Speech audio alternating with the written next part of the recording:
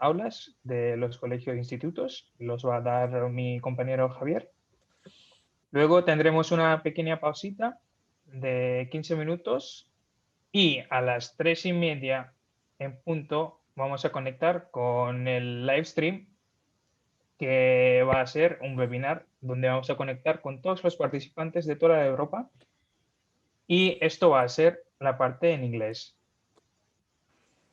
Luego, a una vez que acaba el webinar, volveremos por aquí en el mismo meeting y tendremos una sesión de feedback, de follow-up, y si tengáis algunas dudas o cualquier cosa, tendremos aquí disponibles con mucho gusto para contestarlas. Una cosa que también vamos a grabar todo el evento, toda la reunión, y pedimos una colaboración pequeña, que lo haremos a lo largo del evento cuando haya todos los participantes que han conectado. Haremos una foto de grupo, porque la idea es de hacer una foto de grupo en todos los eventos y así sale una gran foto como éxito del evento. Entonces voy a empezar la grabación y doy el mando a Carlos Hidalgo, que nos va a dar la charla. Muy bien, pues muchas gracias. Primero, muchas gracias por la invitación. Voy a intentar compartir pantalla.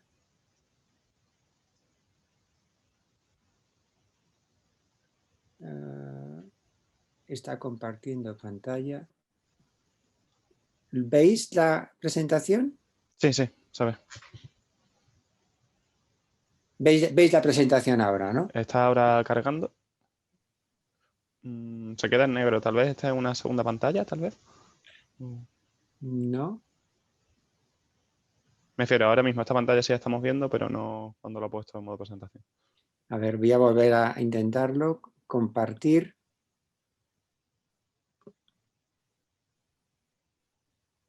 ¿Lo veis ahora? Sí, ahora sí estamos Ahora viendo. sí. Ahora perfecto. Ahora sí. Perfecto. Ahora sí.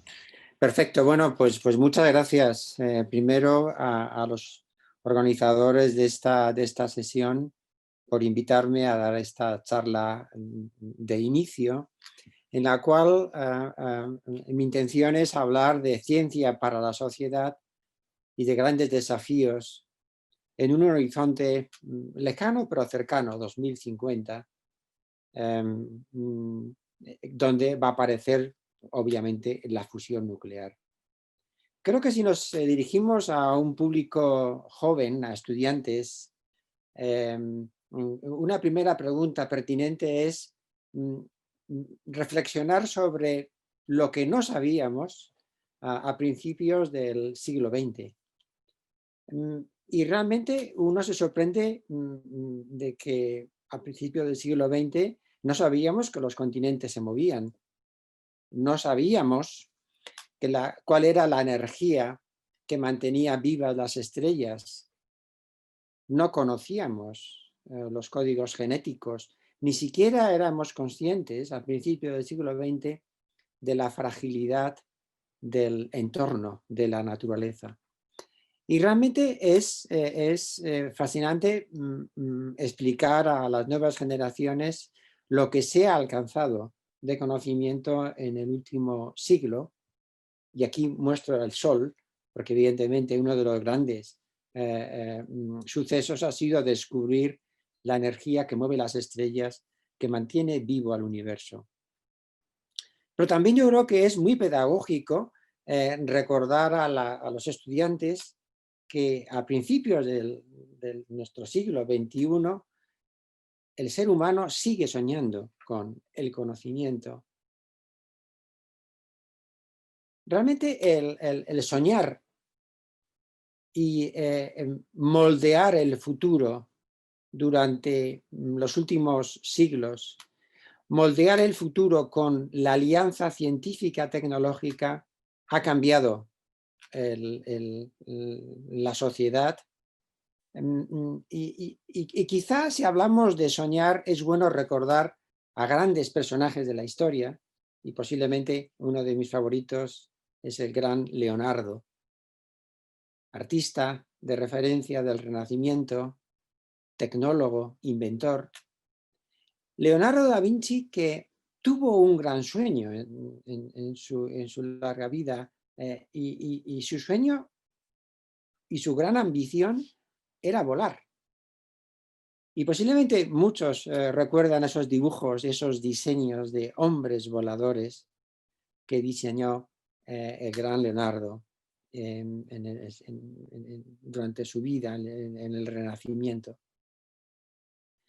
Es interesante quizás recordar a los estudiantes que ese sueño y ese moldear el futuro con la ciencia requiere tiempo, hay que ser persistente. Ha habido que esperar casi 500 años para que el ser humano no solamente hiciese realidad el sueño de Leonardo, sino excediera sus expectativas. Hay que esperar a casi 500 años para que el ser humano construya instrumentos, naves, algunas de las cuales consiguen viajar tan lejos como el borde, los confines del sistema solar, y realizar en ese gran vuelo una foto que yo creo que es paradigmática en la historia de la ciencia.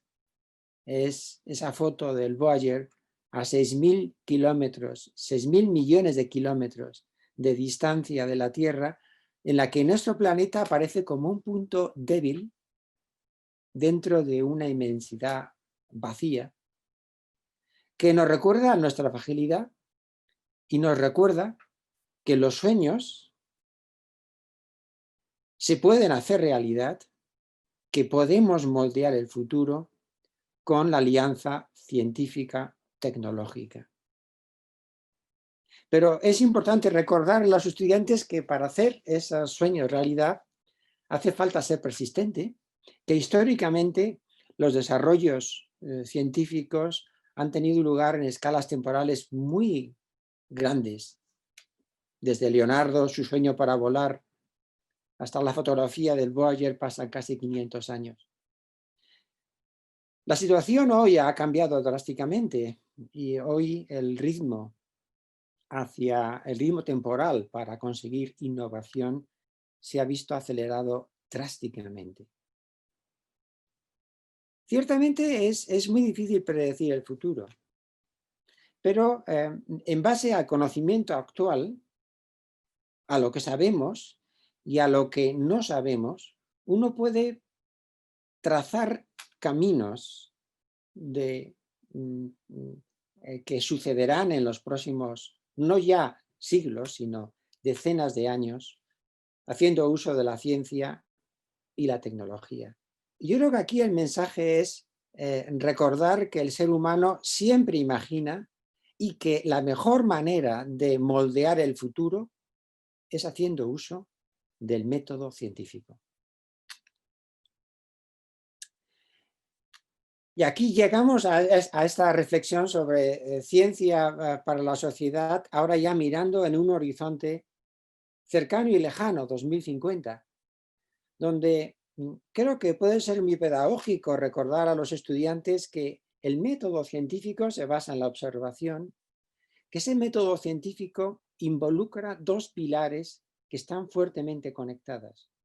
Uno, un pilar que yo llamaría la ciencia básica, que intenta entender cómo funciona la naturaleza, y los desarrollos tecnológicos que finalmente acaban afectando a nuestra calidad de vida. Y entre estos dos pilares hay una clara conexión.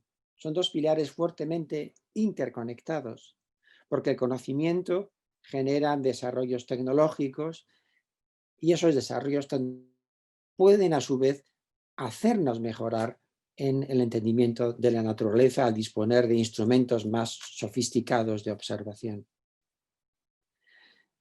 En base a este conocimiento actual, uno intenta hacer estimaciones, explorar las perspectivas que nos depara la ciencia en los próximos decenas de años. En este análisis de las perspectivas incluye una palabra que puede quizás sorprender a los estudiantes, la palabra ética. La ética siempre ha sido importante y yo argumentaría que la ética desde el punto de vista científico-tecnológica va a ser incluso más importante en un futuro, digamos, el horizonte 2050. En ese horizonte surgen palabras o temáticas absolutamente trascendentales. Desarrollo sostenible, un gran desafío en los próximos años. Cambio climático y fuentes de energía. Sociedades que sean cada vez más seguras, pero también al tiempo sociedades eficientes. La investigación en salud y todas las ciencias de la vida.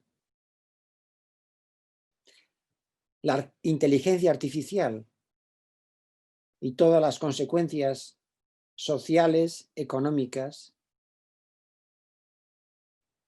La comunicación abierta, ahora más que nunca, comunicación abierta con ese doble contenido, comunicación fiable que fluye rápidamente y comunicación muy poco fiable que también fluye muy rápidamente. Realmente, si miramos al siglo XXI, en los próximos 30 años, cuáles son los sueños de los científicos, la lista sería larga y dilatada. Hoy me vais a permitir que mencione dos sueños. Uno de ellos quizá pertenece a ese bloque de la ciencia más básica. Yo creo que uno de los sueños de los científicos es desentrañar la llamada teoría M. M de misteriosa, de desconocida. Resumir la física en una transparencia no es trivial, pero quizá puede ser una oportunidad para recordar a los estudiantes que las teorías de la física están esencialmente controladas por tres constantes de la naturaleza. La constante de gravitación universal, la velocidad de la luz y la constante de Planck.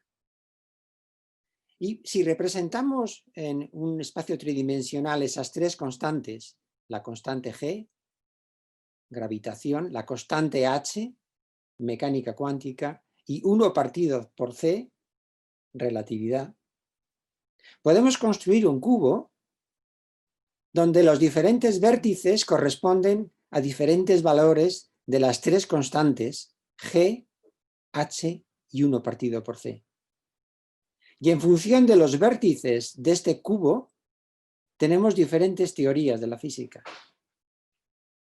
A los estudiantes se les puede recordar, a los de nivel muy básico, que el vértice que corresponde al 0, 0, 0, es decir, G igual a 0, H igual a 0, 1 partido por C igual a 0, es la mecánica de Newton sin gravitación. Que si nos movemos a lo largo del eje vertical G, distinto de 0, pero con velocidad de la luz infinito y constante de Planck 0, nos movemos a la teoría de gravitación de Newton. Y así podemos ir saltando a los diferentes vértices del cubo hasta llegar a este vértice que es el naranja, que es el vértice TOM, Theory of Everything, aquel vértice donde G es distinto de 0, H es distinto de 0 y la velocidad de la luz es distinta de 0. La teoría misteriosa que unifique relatividad, mecánica cuántica y gravitación.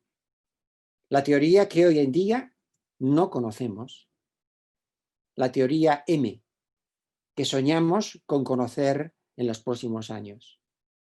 Quizá creo que si hay que enfatizar un ejemplo de conocimiento básico, este sería una temática que puede ser muy pedagógica, porque podemos tratar toda la física en un cubo. Pero si soñamos para el siglo XXI, desde un punto de vista más tecnológico, yo diría que uno de los grandes sueños del ser humano es controlar la fusión nuclear, la energía que mantiene vivas las estrellas, que mueve el universo. Y evidentemente aquí uno puede hacer un debate sobre la encrucijada energética en la que nos encontramos y el problema de desarrollo sostenible. Porque realmente el problema de la energía es un problema que ilustra muy nítidamente que no hay rosas sin espinas. La energía es algo que nos da calidad de vida, pero tiene espinas porque tienen consecuencias no necesariamente deseables. Y este puede ser un momento para reflexionar sobre todas las fuentes de energía, desde las que son más fáciles, los combustibles fósiles, en verde porque es fácil, eso es bueno, en rojo porque afectan con emisiones de CO2 al cambio climático, y esto es malo. Las energías renovables, que en verde es que emiten menos CO2 y son, por lo tanto, mucho más aceptables a nivel ambiental, pero en rojo que están sometidos, por ejemplo, a grandes fluctuaciones. El viento no es necesariamente constante. O la energía de fisión nuclear, en verde, que efectivamente emite incluso menos CO2. Pero en rojo, que hay un problema de aceptabilidad social, de seguridad y tratamiento de residuos. O la energía de fusión nuclear, que en verde es fantástica, es tan masiva que mantiene vivo al universo, pero en rojo, que no existe, que no está suficientemente desarrollada y que requiere de desarrollos adicionales. Realmente esta puede ser una buena ocasión también para recordar a los estudiantes que la energía nuclear de fusión y de fisión, la fisión la que existe y la fusión la que soñamos por desarrollar, en el fondo las dos son consecuencia de esa famosísima ecuación, E igual a mc². Las dos tienen el mismo principio físico. La fusión y la fisión modifica la masa de los núcleos que reaccionan, que multiplicada por un término tan ingente como la velocidad de la luz al cuadrado da lugar a energías inmensas. Tanto la energía de fisión como la de fusión son energéticamente hablando extremadamente eficientes. ¿Por qué la energía de fusión nuclear es un desafío? Quizá esta puede ser una buena ocasión para recordar que las temperaturas de reacción de fuentes energéticas ligadas a reacciones químicas o de la propia fisión nuclear tienen temperaturas de reacción del orden de los 1000 Kelvin. Realizar la fusión nuclear requiere temperaturas del sistema en el rango de los 100 millones de Kelvin. Y esta es la gran dificultad tecnológica. Calentar la materia a 100 millones de grados es difícil en la Tierra. Las estrellas lo hacen fácilmente. Y esta es quizá la oportunidad de recordar por qué hay retos complicados. Conseguir la fusión requiere calentar la materia a temperaturas que son aproximadamente 10 veces mayores que la temperatura del centro del Sol. Y atrapar la materia en estas condiciones extremas con campos magnéticos que son aproximadamente 100.000 veces el campo magnético de la Tierra. En estas condiciones puede ser la oportunidad de recordar a los estudiantes que el estado de la materia, los que se suelen estudiar en los cursos elementales de física, que sólidos o líquidos o gases, si se calientan suficientemente hasta alcanzar los 100 millones de grados, generamos un nuevo estado de la materia que se llama plasma y que, aunque no es el estado dominante en nuestro planeta Tierra, es el estado dominante en el universo. Realmente hacer realidad este sueño de construir una estrella en la Tierra es una estrategia europea descrita con detalle en el roadmap europeo que los estudiantes pues, pueden consultar en la web. Ahora todo el mundo usa Internet.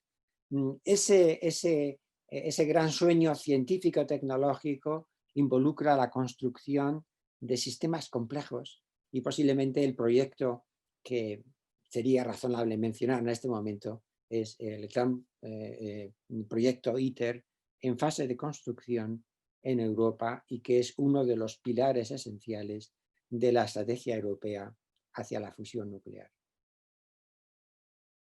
Pero cuando hablamos de ciencia para la sociedad, creo que también es pertinente y creo que muy pedagógico hablar de ética.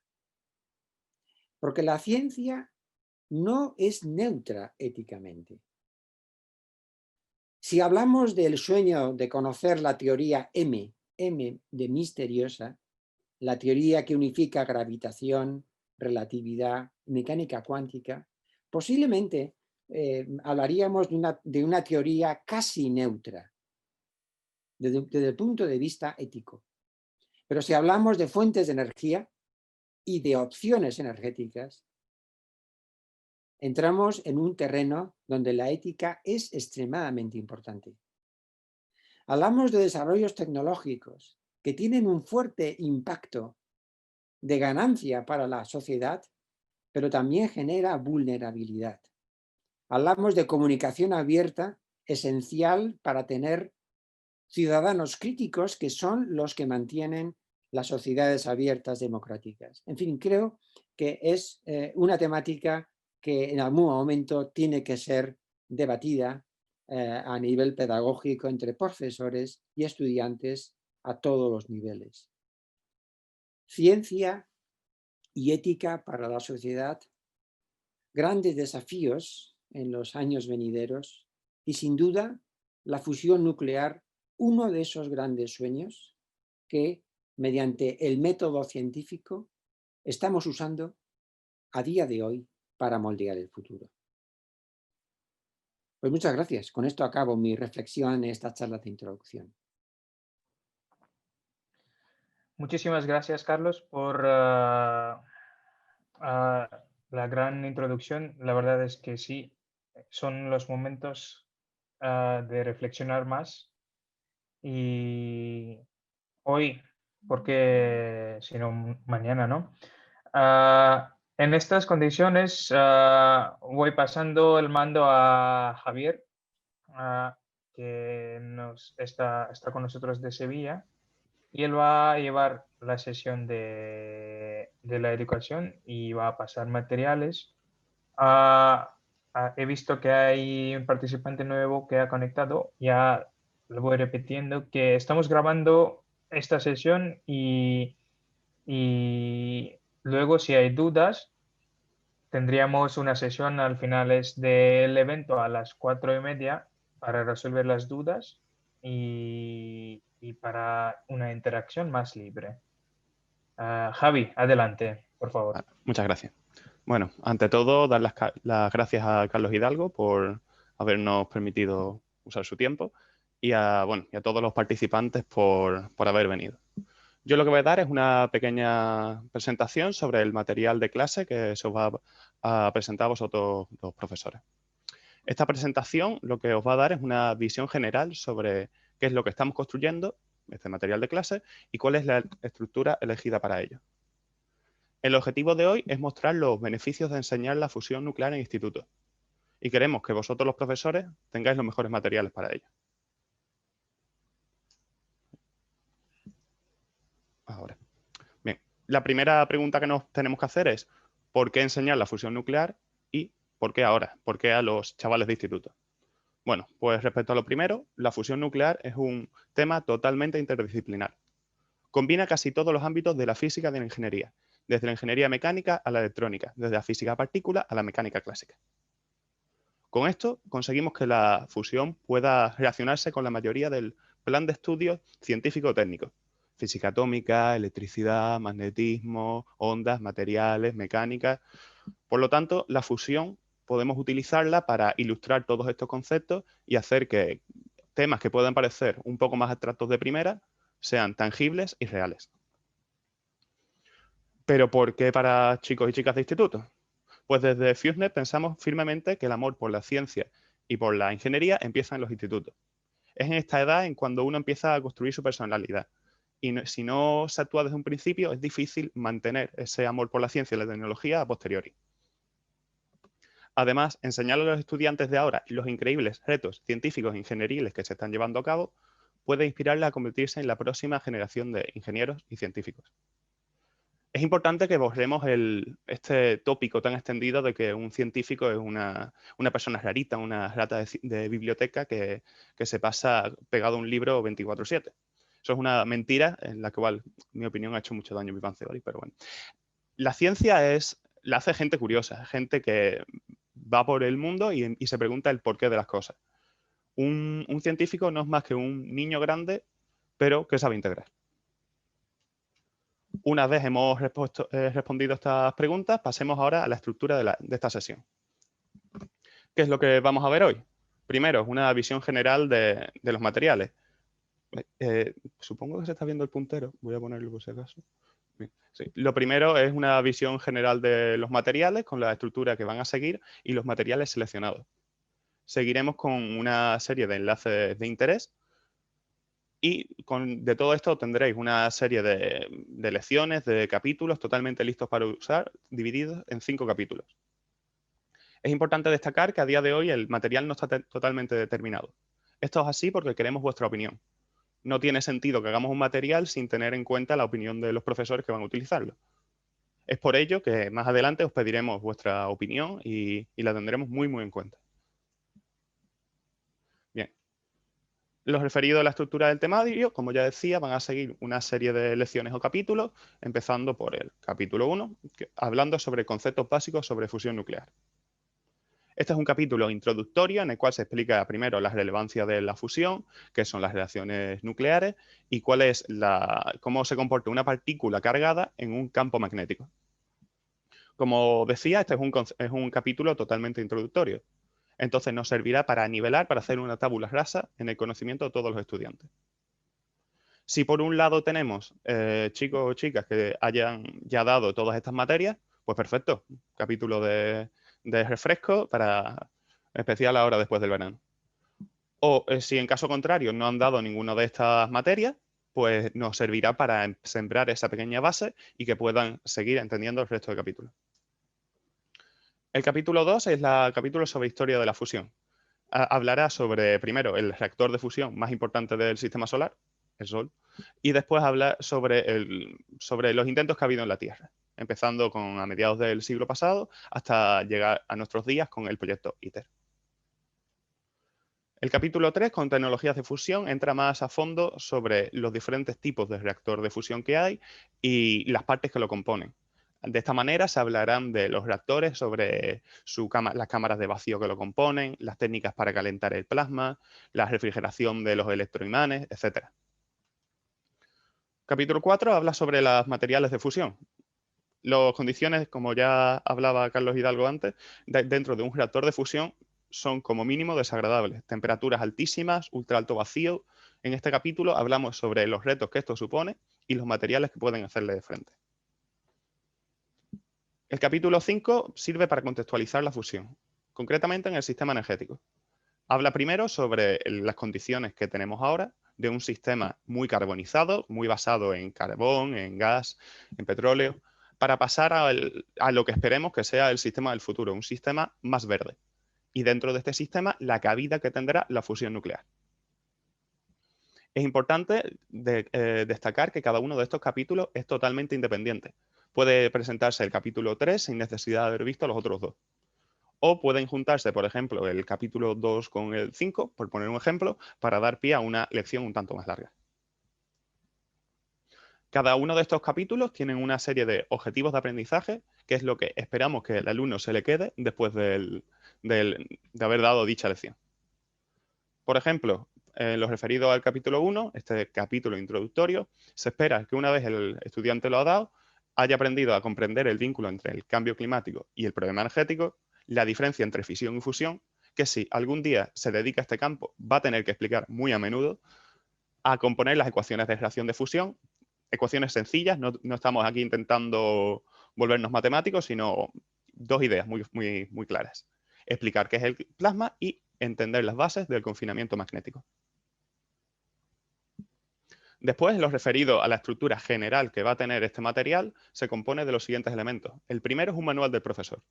Es el manual que vais a tener vosotros los profesores, en las cuales viene explicado qué es cada uno de los elementos y sirve como guía para el resto de materiales. Para acompañar vuestras explicaciones, os vamos a dar también una serie de presentaciones con diapositivas. Estas presentaciones han sido realizadas por expertos en fusión y servirán para ilustrar vuestras explicaciones. Aquí pensamos que es bastante importante tener en cuenta la potencia dentro de una explicación de una buena imagen. La fusión utiliza muchos conceptos un tanto extraños para chicos de instituto. Es por ello que una buena imagen puede ayudar muy fácilmente a clarificar una idea compleja.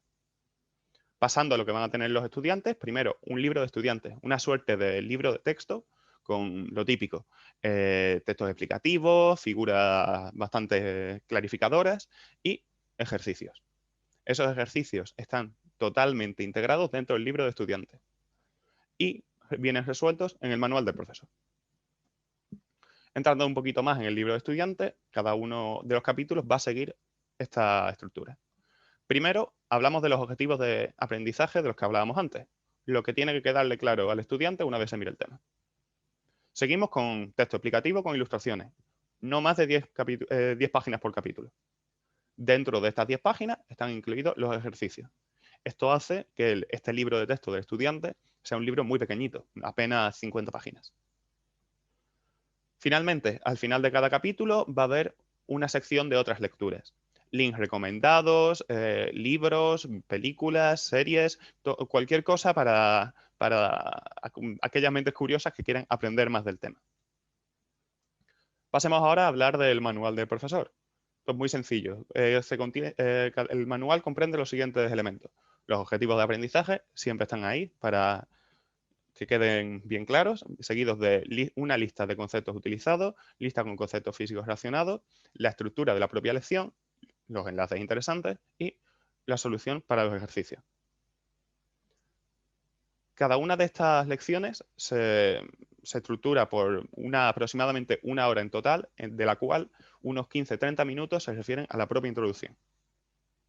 Por lo tanto, podemos combinar cada uno de estos capítulos, lo que decíamos antes, podemos coger el 2 y el 4 y hacer, por ejemplo, una clase más larga de unas 2 horas. Como ya comentaba, el manual de profesor contiene una lista de temas relacionados. ¿Qué significa esto? Pues que, por ejemplo, para el capítulo 1 sabemos que va a hablar sobre física atómica, electricidad, magnetismo y ley de gases ideales. Esto es interesante porque imaginemos que en clase acaba de darse el tema de electromagnetismo. Pues muy bien, podemos al final de dicho tema dar este tema como refuerzo. Como ya se ha hablado de electromagnetismo, es fácil dar esta lección y además queda muy clarificador. No estás solo viendo que una partícula se mueve en un campo magnético, sino por qué te es interesante saber que una partícula se mueve en un campo magnético. Sirve como un complemento y como una buena forma de ejemplificar lo estudiado. Hablemos ahora un poco de la presentación en diapositivas, que como comentábamos es uno de los puntos clave que pensamos que son necesarios para estas explicaciones. Es por ello que lo que queremos conseguir es una narración totalmente visual, con ilustraciones de calidad, vídeos y enlaces de interés. Es muy importante esta narración visual por lo que ya comentaba antes. Hay temas muy complejos dentro de la fusión nuclear. Al fin y al cabo está en la vanguardia de la ciencia. Entonces, conseguir llevar esta idea a los estudiantes solo puede conseguirse con una buena imagen. Una imagen dice más que 1000 palabras y en este caso puede que sean 10.000 palabras. Lo más importante sobre esta presentación es que son totalmente adaptables por vosotros. En su día os daremos las presentaciones en formato PowerPoint. Entonces, podéis hacer con ellas lo que queráis. Quitar diapositivas, coger, poner, modificar, totalmente libres para hacer que su uso sea lo más cómodo posible. Ahora vamos a mostrar un ejemplo de algunas de estas diapositivas, especialmente las correspondientes al capítulo 3 sobre tecnologías de fusión. Como ya decía, estos son simplemente un ejemplo de un trabajo en proceso, aún no están terminadas. O sea que probablemente las diapositivas que ven aquí no sean las que vean el día de la entrega. En este capítulo se habla sobre qué es un tokamak, las formas de calentar el plasma, la cámara de vacío de ITER, su criostato, diagnósticos magnéticos. Esto tampoco ahora es el tema más importante. De aquí lo que quiero representaros es la estructura que van a tener estas diapositivas y lo que queremos conseguir con ellas. Por poner estos ejemplos, hablamos primero de qué es un tokamak y lo primero que se nos viene a la mente es que es un transformador. Pues ponemos primero el ejemplo de que es un transformador y vemos que el tokamak no es más que lo mismo. Al tokamak se le induce una corriente aprovechando las propiedades eléctricas del plasma. Por lo tanto, llevamos una idea más o menos común a una idea más compleja, pero haciendo la equivalencia queda mucho más claro la situación. Siguiendo ahora con las técnicas de calentamiento, aprovechando aprovechando que el plasma conduce electricidad, se puede calentar por la ley de Joule. O también pueden utilizarse un microondas, ondas electromagnéticas para calentarlo. Estos dos son dos métodos de calentamiento que son muy visuales para un chico de 15, 17 años. Todo el mundo se ha quemado jugando con una pila con cable cuando la cortocircuitado y todos tenemos un microondas en casa. Son ideas que quedan muy visuales. Un ejemplo un poco más alejado de lo común sería el inyector de haz de neutro. Esto es un palabra que de primeras dudo que haya escuchado ningún chico de menos de 18, o lo espero por ello. Y aquí se explica con un par de figuras y queda entonces muy sencillo. Primero tenemos una serie de partículas a la cual se les arrancan los electrones para dejarlos como iones cargados positivamente. Aprovechando que están cargados eléctricamente, se aceleran utilizando para ello campos eléctricos. A la salida tendremos cargas positivas con mucha energía, muy aceleradas. Entonces le volvemos a introducir los electrones, con lo que tendremos a la salida inyector de haz de neutros, contador pronóstico, tenemos neutros. Estos neutros, como tienen mucha velocidad y no tienen carga eléctrica, no se verán afectados por los campos magnéticos del tokamak y por lo tanto podrán chocar con las partículas del plasma. Chocar como si fuesen bolas de billar. Uno choca con el resto, le da energía. Por lo tanto, con esto conseguimos que una idea un tanto compleja como es el inyector de haz de neutros pueda verse muy ejemplificada y muy fácil de explicar con solo un par de figuras. Seguimos ya con otras diapositivas. Aquí ya vamos a pasar rápido, pues yo creo que ya ha quedado claro la idea que quería llevaros. Imágenes muy visuales, cámara de vacío de ITER, pues la cámara de vacío y una personita al lado, dejando claro que la monstruosidad, el desafío que supone una máquina de este tamaño. Más de lo mismo con el criostato, explicando la función del criostato, haciendo alguna serie de preguntas para los estudiantes, para que no se duerman en clase.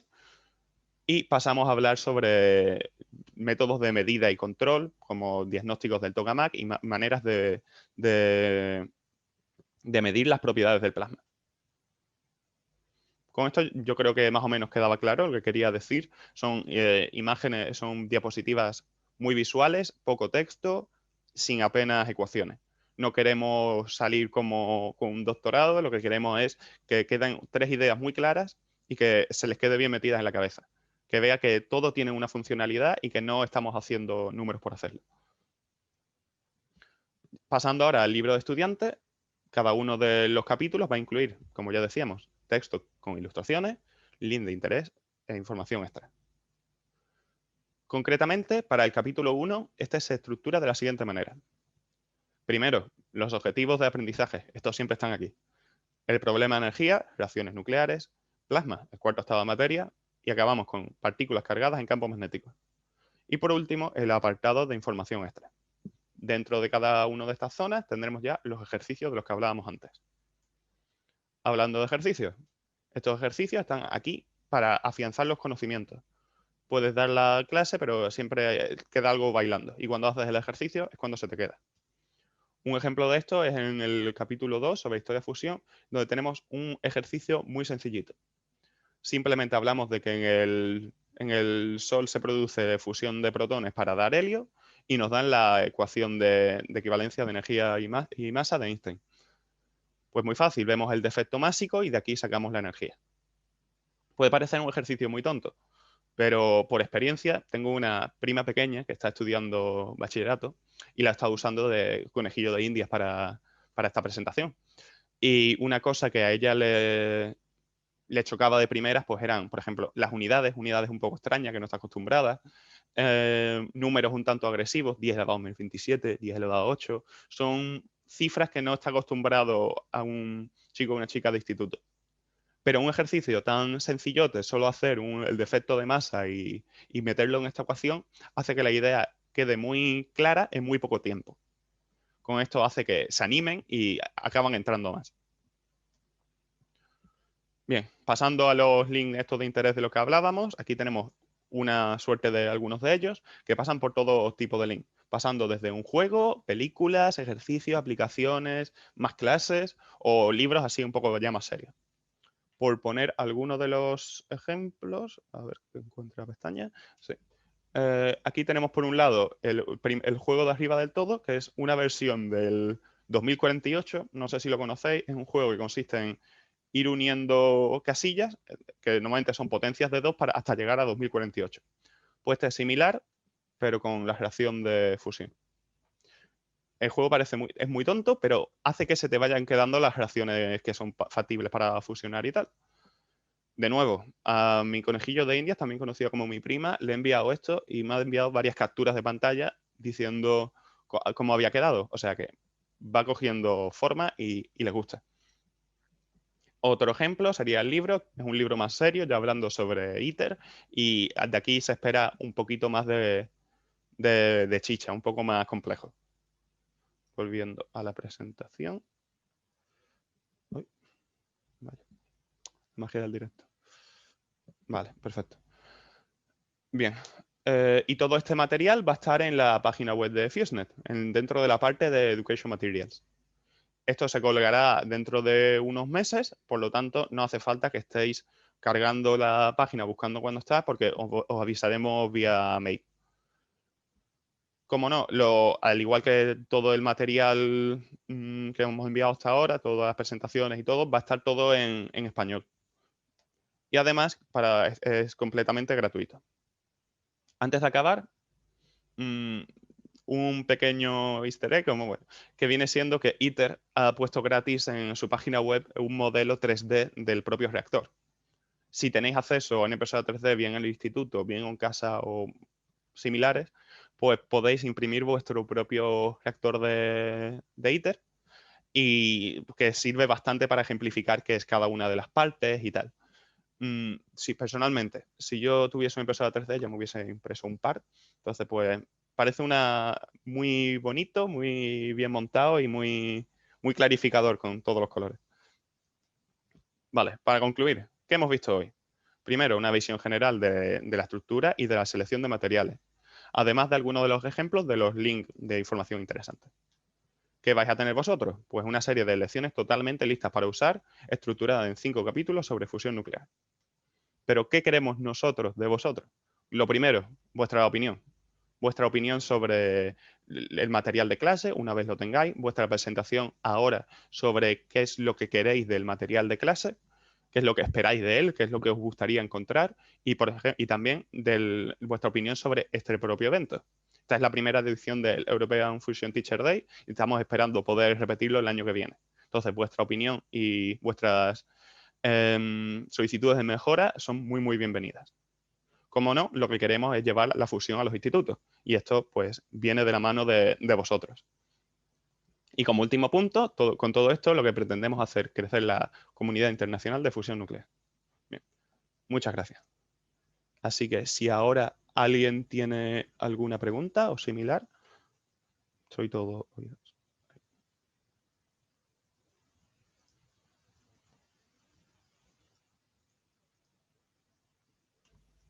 No sé si hay algún botón para pedir turno en Zoom. En el Si no botón de podéis... participantes sí hay un botón para bien. levantar las manos. Vale, pues si alguien tiene alguna duda. o alguna sugerencia o lo que esperan conseguir o lo que esperan de las diapositivas en general. Y también aprovechando este momento, quiero avisaros que si deseáis un certificado de asistencia a este evento, por supuesto lo podéis hacer y en unos días que al cabo del evento lo vamos a enviar a todos los que han solicitado el certificado de asistencia al evento.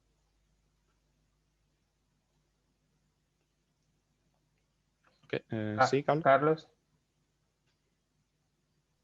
Sí, una pregunta. La verdad es que me ha parecido muy bonita tu presentación. Has hablado en general de estudiantes. ¿Qué niveles pensáis cubrir con este material? Sí. El material puede la idea, como es muy, muy sencillote en lo referido a las presentaciones, que no hay nada, que no empieza un desarrollo matemático complejo ni nada, prácticamente desde primero o segundo de eso ya puede empezar a introducirse, pero donde brilla especialmente es a partir de cuarto de eso. Esa sería la edad óptima, pero en las edades anteriores también pensamos que pueden funcionar bien. Gracias. Bueno, pues si no hay preguntas, yo creo que, bueno, teníamos pensado hacer una foto de grupo para poder unirla con el resto de las ediciones europeas. Entonces, si alguien tiene problemas, no tiene por qué compartir cámara, por supuesto. Y si es así. Ahí, perfecto. Vale, pues voy a darle. Vale, en teoría ya lo he hecho. Vale. Comprobar que esté todo bien. Vale. Y por supuesto, sí que tenemos bastante tiempo para conversación abierta, así porque tenemos a las 3:30 tenemos que estar conectados con el webinar internacional donde nos van a dar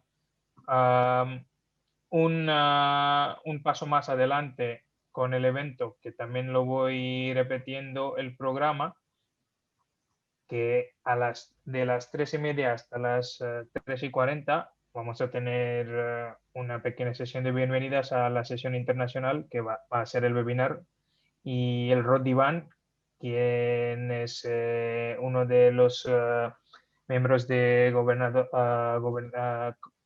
comité de FuseNet, va a dar la charla de bienvenidas.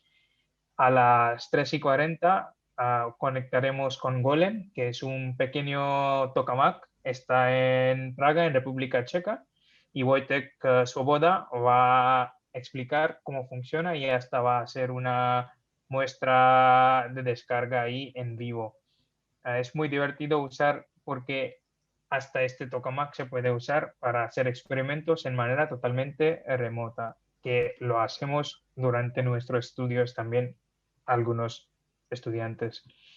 Luego, una vez que acaba la sesión de Golem, conectaremos con JET, que es Joint European Tours, está en Calham, en Inglaterra, y ahí también va a ser una presentación en vivo desde la sala de control durante una campaña de experimentos de fusión, que el JET es el mayor tokamak de momento con el mejor rendimiento de energía de fusión. Todavía no hemos alcanzado valor Q igual 1, pero estamos ahí. Luego, una vez que acaba el JET, ahí vamos al famoso ITER y vamos a tener una entrevista ahí on-site. Y a las 4:30 acabaremos el webinar con la conexión webinar y volveremos a esta reunión si queremos para tener otra sesión de dudas o tal, si os surge algunas cosas, si ha quedado algo que no ha sido muy claro, pues nos podéis preguntar e intentaremos a satisfacer las inquietudes. Pero si queréis ya podéis abrir vuestros micrófonos y podemos tener una sesión de charla normal.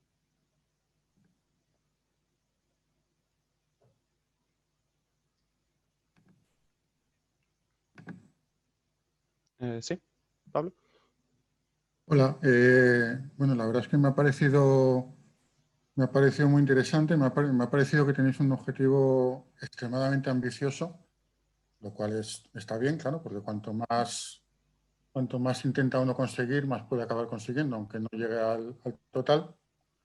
Y bueno, estoy impaciente por poder ver esos materiales y trabajar con ellos. Yo creo que, bueno, supongo que habéis pensado que uno de los problemas es que, no, bueno, para eso lo estáis haciendo, ¿no? Que la fusión actualmente está casi completamente ausente del currículo escolar y entonces, no lo sé, me parece que va a ser un poco, bueno, la verdad es que después de haber visto la presentación, tengo muchas ganas de trabajar con ello. Me parece un poco, va a ser un poco difícil lo de unirlo con otras cosas, a no ser que desde pequeños se les vaya hablando un poquito de lo que es Sí. y eso. Luego yo también quiero buscar a ver, porque yo casi siempre doy clase de matemáticas, no de física. Y bueno, la verdad es que, por ejemplo, el ejemplo que has dado tú de trabajar con números que a ellos les parece rarísimo, pero utilizarlos para que vean que se manejan igual que los números que conocen, a mí me parece que eso, aunque sea solamente eso, para matemáticas puede ser muy valioso para ver mucho. Entonces voy a intentar también ver cómo puedo ligar eso. Así que, bueno, no lo sé, tiene buena pinta, vamos a ver si trabaja. O sea que os agradezco el esfuerzo y que creo que puede ser, que puede resultar útil. A ver si hay suerte. Muchas gracias. Muchas gracias, Pablo. Dentro de, bueno, por ejemplo, Daval es parte del CIEMAT y allí hacen visitas al centro y aquí en Sevilla también hacemos visitas al Centro Nacional de Aceleradores. Esto también creo que sirve un poco bueno, para que puedan llegar los chavales allí al centro y empezar a ver cómo es de verdad un centro científico. En CIEMAT es la referencia de fusión dentro de España y aquí en Sevilla estamos en fase de diseño de un reactor. O sea, de aquí a unos años es esperable que se pueda visitar aquí en Sevilla, por ejemplo, un reactor y que desde pequeños, bueno, desde a partir de 14 años, puedan tener ya una visión propia de que es un centro científico de estas condiciones. Si Daval, ¿quieres decir un poquito de la visita de CIEMAT? Sí, sí, claro, en SEMAT, como ha dicho Javier, y también está presente Carlos, que ya está mucho más tiempo que he estado yo en el SEMAT. Sí, hacíamos visitas guiadas al reactor que tenemos el TJ2, donde hacemos varios experimentos.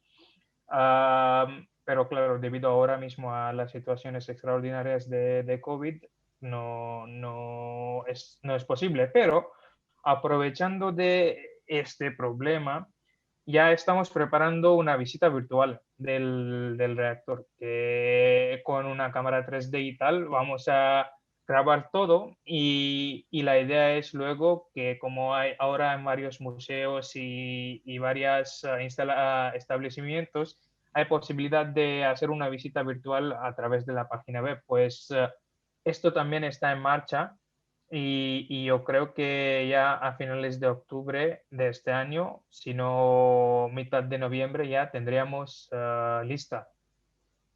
Pero digamos que esperamos que volvemos a la normalidad antigua y que podamos volver a reiniciar las visitas que hacíamos antes, lo cual es abierto para no solo para alumnos, pero para cualquier persona. También organizamos varias actividades durante la Semana de la Ciencia, por ejemplo.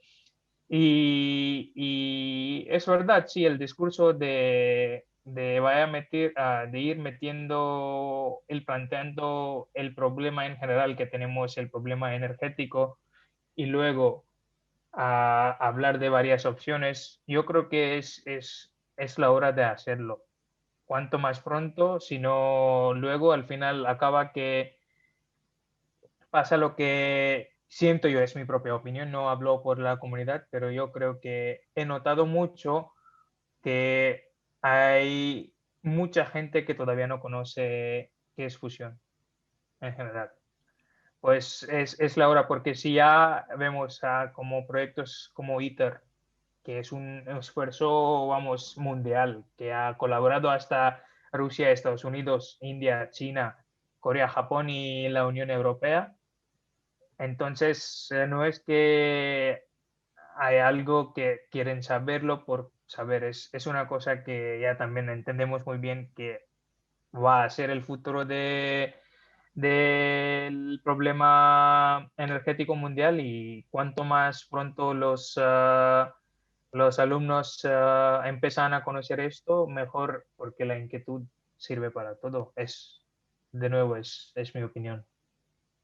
No, un poco siguiendo tu explicación sobre el papel que tienen los laboratorios para apoyar a los profesores en su actividad noble, que es transmitir conocimiento, estaría quizá bien que en las fichas en diferentes países europeos tienen diferentes instalaciones y laboratorios de investigación. Me consta que todos los investigadores somos personas que resonamos mucho con la comunidad educativa, resonamos y admiramos mucho a los profesores. Y siempre todos mis colegas del mundo de la investigación están encantados en explicar lo que hacemos directamente a estudiantes a cualquier nivel, desde el de primaria hasta secundaria o próximos a la universidad.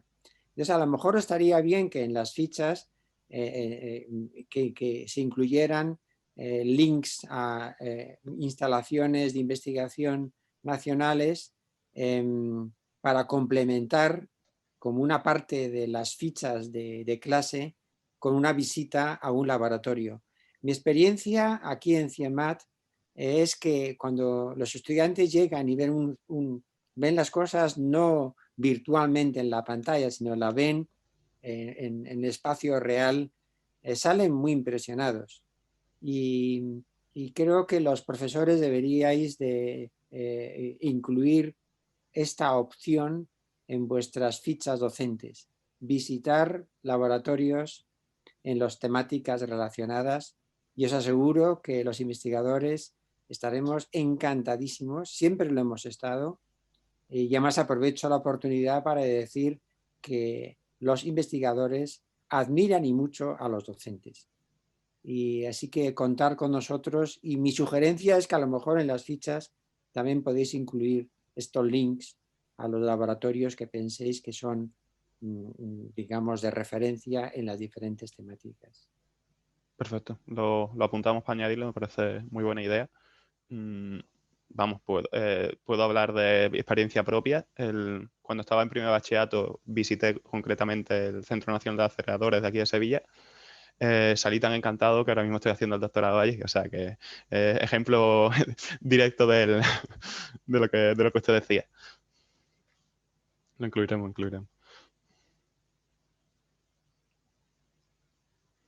Pues no sé si alguien más tiene algún otro comentario, alguna pregunta, alguna sugerencia.